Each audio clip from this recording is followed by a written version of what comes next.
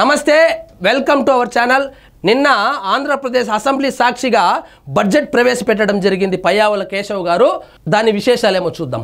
Baahubali budget అంటే పెద్ద budget అన్నట్లు, బలి అంటే ఇంకా బాగుంది అని కూడా అన్నట్లు. రూపాయలు 3,22,359 కోట్లతో రాష్ట్ర పద్దు.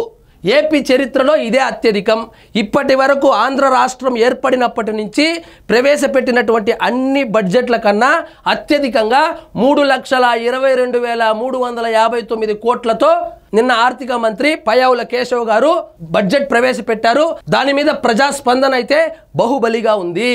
విధ్వంసం నుంచి పునర్నిర్మాణమే లక్ష్యము.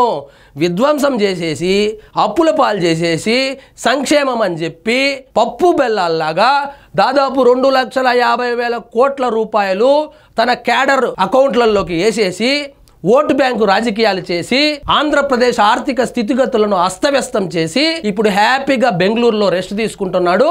ఆ అస్తవ్యస్తమైనటువంటి విధ్వంసం అయిపోయినటువంటి ఆర్థిక వ్యవస్థను గాడిలో పెట్టడానికి చంద్రబాబు నాయుడు గారి నాయకత్వంలో విధ్వంసం నుంచి పునర్నిర్మాణమే లక్ష్యంగా ఈ బడ్జెట్ అయితే ప్రవేశపెట్టారు. కేవలము సంక్షేమానికి మాత్రమే పెద్దపీట వేయకుండా అభివృద్ధికి మీద కూడా దృష్టి పెడుతూ సంక్షేమము అభివృద్ధి రెండు కళ్ళులాగా డిజైన్ చేశారు. ఎన్నికల హామీలకు పెద్దపీట. ఎన్నికల్లో ఏవైతే హామీలు ఇచ్చారో అన్ని హామీలను అమలు చేస్తాం, కాకపోతే కొంచెం సమయం పడుతుంది అన్నట్లు ఆ సూపర్ 6 లో కొన్ని పథకాలకైతే బడ్జెట్ అలొకేషన్ కూడా జరిగింది. రాష్ట్రాన్ని అభివృద్ధి పథంలో పరుగులు పెట్టించి ఆర్థికంగా పరిపుష్టం చేయాలన్న ఘనమైన లక్ష్యాల సాధనకు పటిష్టమైన పునాదులు వేస్తూ ఎన్నికల్లో ఇచ్చిన హామీలను అమలుకు కట్టుబడుతూ గత వైకాపా ప్రభుత్వము 5 ఏళ్లలో విధ్వంసం చేసి వ్యవస్థలన్నిటినీ గాడిలో పెడుతూ 2025 నుంచి 2028 సంవత్సరానికి ఆర్థిక పద్దును ప్రభుత్వం ఆవిష్కరించింది.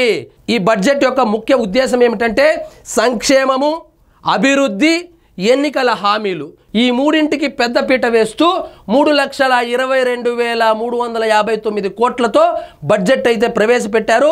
ఇటు చూడండి, 2025-26 బడ్జెట్ స్వరూపము కోట్లలో మొత్తం 3,22,359 కోట్ల రూపాయలు. ఇది రాబడి, ఇదేమో ఖర్చులు, ద్రవ్యలోటు ఇవన్నీ ఇక్కడ డిస్కస్ చేశారు.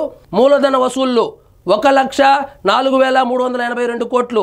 రెవెన్యూ వసూళ్లు 2,17,976 కోట్లు. రెవెన్యూ లోటు వచ్చేటప్పటికి 33,185 కోట్లు. ఈ విధంగా ద్రవ్య లోటు వచ్చేటప్పటికి 79,926 కోట్లు.